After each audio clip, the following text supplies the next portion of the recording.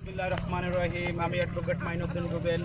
এখন আছি হাইমচর কলেজ মাঠের কাছে স্কাউট মাঠ। এটা হচ্ছে স্কাউট মাঠ, প্রস্তাবিত স্কাউট মাঠ। এখানে স্কাউট মাঠ হবে। আর হচ্ছে আমরা যেখানে দাঁড়িয়ে আছি এটা হচ্ছে এই যে নদীর গর্ভে বিলীন হয়ে যাওয়া, সেখানে ব্লক দেওয়া। এখানে হচ্ছে যে হাজার হাজার কোটি টাকা করে খরচ করে ভ্রমণ পিপাসু মানুষরা এখানে আসতে পারবে।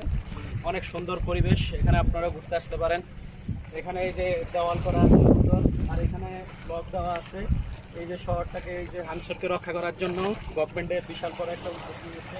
এবং ভ্রমণ পিপাসু, আরও যদি ভ্রমণ পিপাসুদের জন্য, পর্যটকদের জন্য যদি পাশে যদি কিছু স্টল রাখা যেত, তারপরে হচ্ছে যদি এন্টারটেনমেন্টের জন্য কিছু রাখা যেত, তাহলে আরও বেশি এটা একটা আপনার হচ্ছে যে পর্যটক স্পট হিসাবে গভর্নমেন্ট এটাকে আওতা নিতে পারতো। কিন্তু খুব সুন্দর পরিবেশ, আমরা খুব সন্তুষ্ট এখানে এসে ঘুরতে এসে।